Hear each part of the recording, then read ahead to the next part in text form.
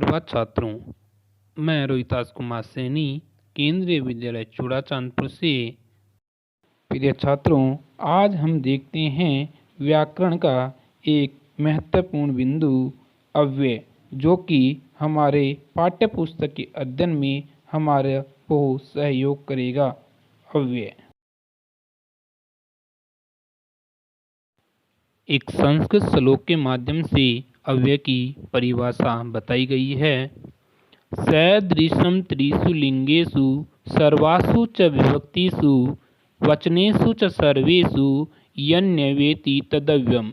इसका हिंदी अर्थ है, जो शब्द तीनों लिंगों अर्थात पुल्लिंग, स्त्रीलिंग और नपुंसकलिंग सभी विभक्तियों अर्थात प्रथमा, द्वितीया, तृतीया, चतुर्थी, पंचमी, षष्ठी, सप्तमी और सभी वचनों में अर्थात एक वचन, द्विवचन और बहुवचन, इन सभी में हमेशा एक समान बने रहते हैं, अर्थात इनमें कोई परिवर्तन नहीं होता है। वे सभी शब्द अव्यय कहलाते हैं। जैसे उदाहरण हैं यथा, च, न, वा, एव, इव, सह, बिना, आम, स्वः आदि ऐसे कई शब्द हैं जिनमें कोई परिवर्तन नहीं होता है। यह अव्यय कहलाते हैं। आइए छात्रों, अब देखते हैं हिंदी अर्थ सहित कुछ अव्यय के उदाहरण।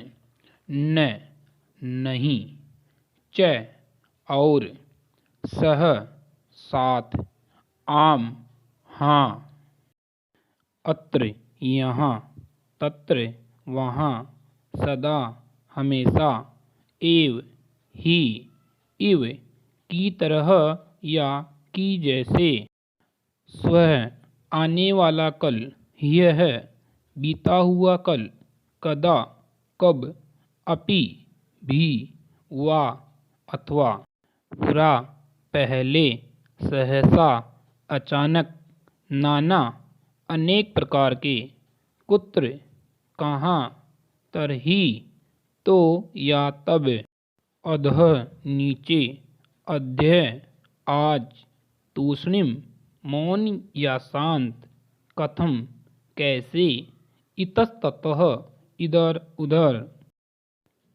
तो आइए छात्रों, अब हम सब मिलकर परीक्षा को मद्देनजर रखते हुए कुछ अव्यय से संबंधित अभ्यास कार्य करते हैं। परीक्षा में अव्यय से संबंधित प्रश्न इस प्रकार पूछे जाते हैं। उचित अव्यय का प्रयोग करते हुए वाक्य में रिक्त स्थानों की पूर्ति कीजिए। इसके कुछ उदाहरण इस प्रकार हैं। पहला उदाहरण है, अहम असत्यम कदापि रिक्त स्थान वदामि। इसके लिए आपके पास दो विकल्प हैं, जिनमें से एक सही विकल्प आपको चुनना है। इस वाक्य का हिंदी अर्थ इस प्रकार है, मैं झूठ या असत्य कभी भी रिक्त स्थान बोलता हूँ।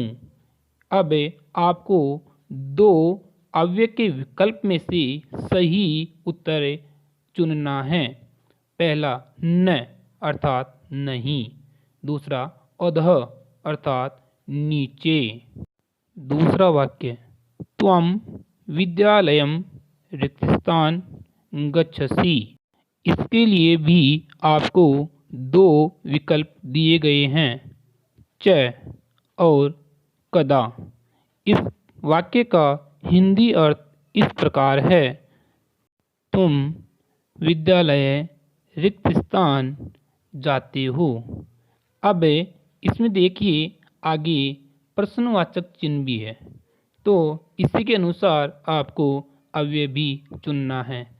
च अर्थात और, कदा अर्थात कब।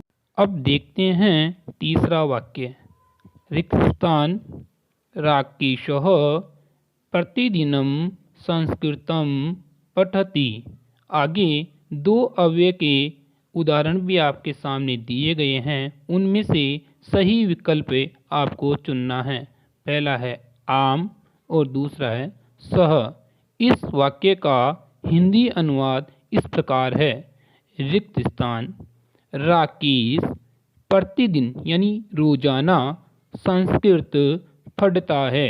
और जो आगे आपको अव्यय के विकल्प दिए हैं उनका हिंदी अनुवाद है आम अर्थात हाँ, सह अर्थात साथ। चौथा वाक्य है विद्या मोहिनी रिक्त स्थान गृहम गच्छतः।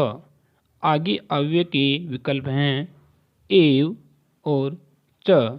इस वाक्य का हिंदी अनुवाद है विद्या मोहिनी रिक्त स्थान घर जाती हैं। यहाँ दिए गए अव्यय के विकल्पों का हिंदी अर्थ है एव अर्थात ही, च अर्थात और। अब देखते हैं हम पांचवा वाक्य वयम रिक्त स्थान मातरम नमामि। यहाँ दो विकल्प हैं सदा और इव। इस वाक्य का हिंदी अनुवाद है वयम अर्थात हम सब रिक्त स्थान मातरम अर्थात माता को नमामि अर्थात नमस्कार करते हैं। दिए गए विकल्पों का हिंदी अर्थ है सदा हमेशा इव की तरह। अब देखते हैं हम इन प्रश्नों की सही उत्तर। पहला वाक्य अहम असत्यम कदापि न वदामि अर्थात मैं असत्य कभी भी नहीं बोलता हूँ। दूसरा वाक्य है त्वम विद्यालयम कदा गच्छसि अर्थात तुम विद्यालय कब जाते हो। तीसरा वाक्य है आम राकेशः प्रतिदिनं संस्कृतं पठति अर्थात हाँ, राकेश रोजाना संस्कृत पढ़ता है। चौथा वाक्य है विद्या मोहिनी च गृहं गच्छतः अर्थात विद्या और मोहिनी घर जाती हैं। पांचवा वाक्य है वयम सदा मातरम नमामि अर्थात हम सभी प्रतिदिन रोजाना माता को नमस्कार करते हैं। प्रिय छात्रों, अब आप इसी अनुसार अपने पाठ्य पुस्तक में आए अव्यय से संबंधित प्रश्नों का अभ्यास कर सकते हैं। धन्यवाद।